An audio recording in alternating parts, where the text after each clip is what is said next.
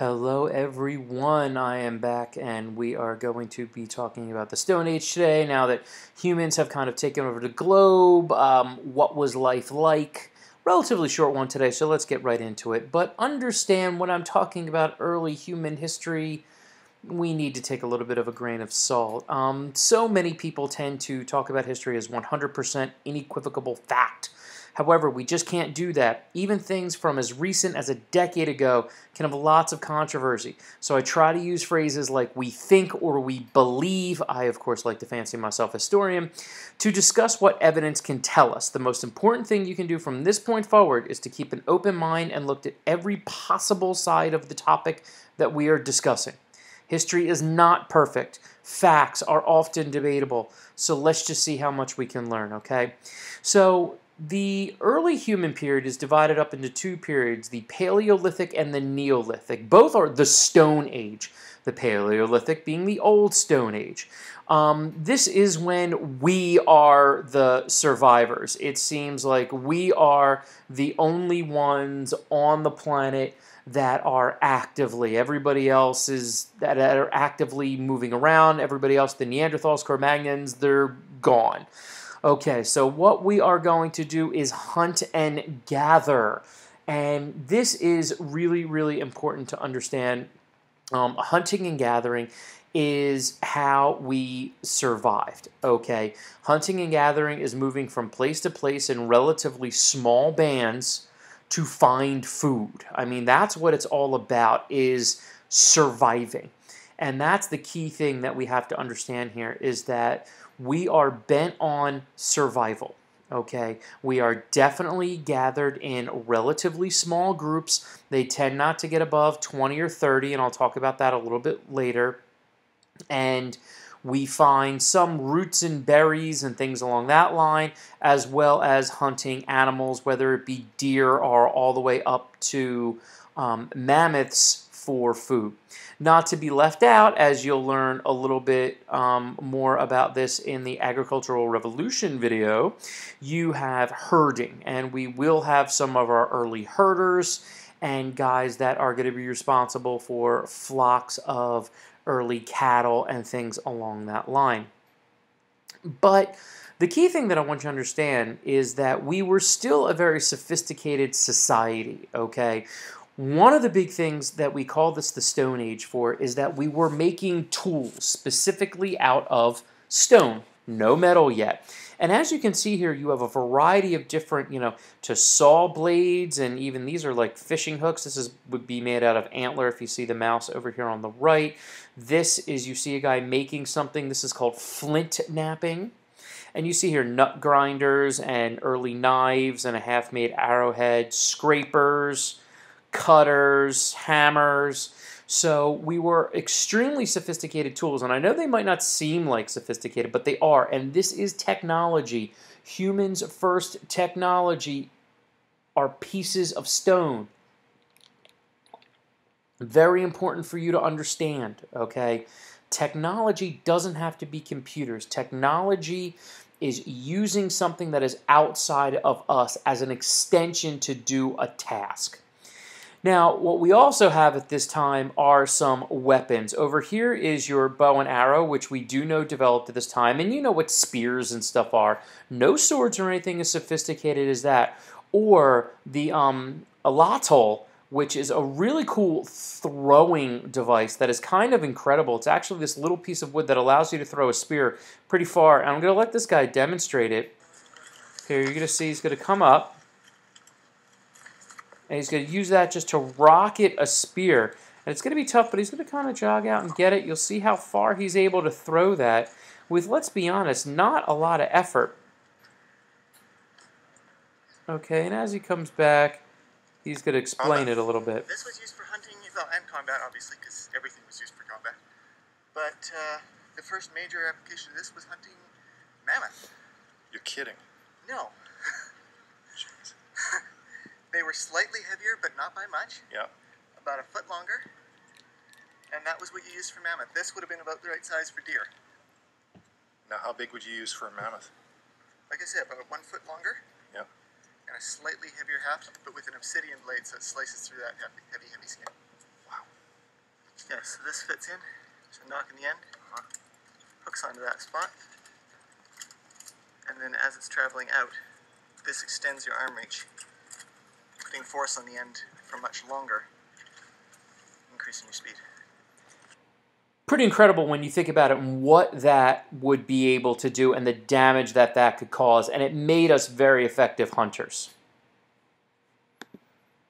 Okay, now we are an interesting society at this time. Now, the reason why hunter and gathering is so popular at this time is because it works. It's remarkable how well it works. When we actually find old skeletons, we find that the oldest hunter-gatherer skeletons are actually bigger and have less disease than people who were in cities and things along that line a couple thousand years later. So this is going to be a very interesting type of thing here.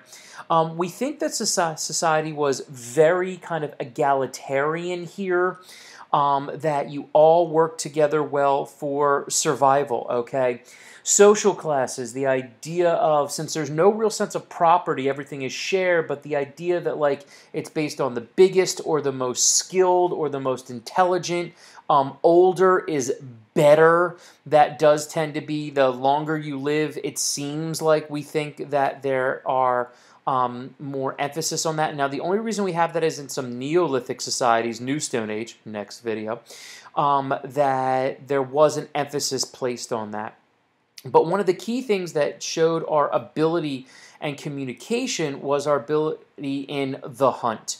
We ran very sophisticated hunts. When we look at the animals that these ancient humans were bringing down, many of them were very large, so we know there's complex language here. Also, evolutionary-wise with Homo sapiens, our voice box actually dropped from higher to lower in our throat, which actually allows us to have a much better mode of speech as opposed to other societies before this time, which made for these hunts to take place. And this, of course, was the biggest of the hunt, which is the mammoth. A mammoth could provide stuff for tents. It could provide ivory for tools, and of course an incredible amount of meat.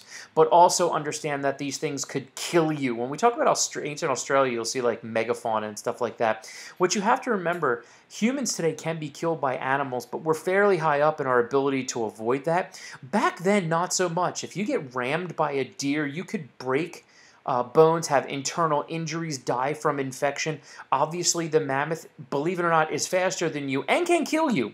So the fact that these humans were even able to do that shows the sophistication of our people in ancient times.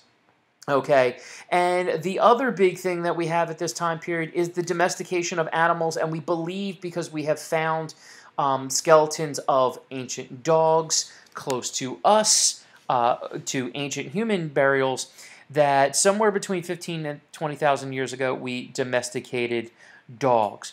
How, you say? Well, it seems like we were able to domesticate dogs through, these were wolves that somehow maybe we fed, or maybe a wolf pup was discovered and brought into like the home. By the way, people really not living in caves, it's kind of a misnomer. We don't find societies in caves. We found those cave paintings, but people don't live in them because, as we said before, caves are terrible to live in. So clearly, so if you're a dog person, that started about 20,000 years ago, okay? Sheep and goats seem to follow after that. And then eventually we'll get our cattle and things along that line. Although, interestingly enough, most animals aren't good for domesticating, so it takes a long time. And again, when we look at the hunter-gathering, and I want to look at, this is modern day. If you see here the dots, hunter-gatherers, you see a lot up here. These are the Inuit people and some Eskimo. You have all throughout here, the Australian outback, much in Africa. Again, hunting, gathering works. Now, do you have to work a lot? Yes, about 2,000 to get 2,000 calories worth of food. We have to burn about 2,000 calories in energy to get it. So that becomes a little bit problematic. But aside from that, people tend to work together, but the population stayed down. You know, we have a big overpopulation issue in the United States, not really in the United States, but in the world, and we'll be talking about that later on. The benefit, if you will, here is that population never got that large. It couldn't. Infant mortality was, fairly high, and one of the reasons for that is that you had to constantly keep moving. So you're looking at people that would be groups of 20 to maybe 30 big, a lot of groups maybe 10 to 15. And as a result, the population was very, very controllable. And so as you see, we're still fairly dominant on the planet. We do have the biggest brains. We do have a lot of stuff going on. Oh, don't worry, there is plenty of stuff out there that can kill us. But despite that, humans really are kind of taking over. Now, as you see here, this is my blog. After a number of our videos, you're going to go over to my blog. In fact, after this one, you are going to go over to my blog. And what you're going to have there are some different things that I'm going to write about. I'm going to look for your reactions and also making sure to check the calendar for when you have to do this, all right? So make sure you're taking your notes on this and you're working on some questions for class, and I'll see you guys soon.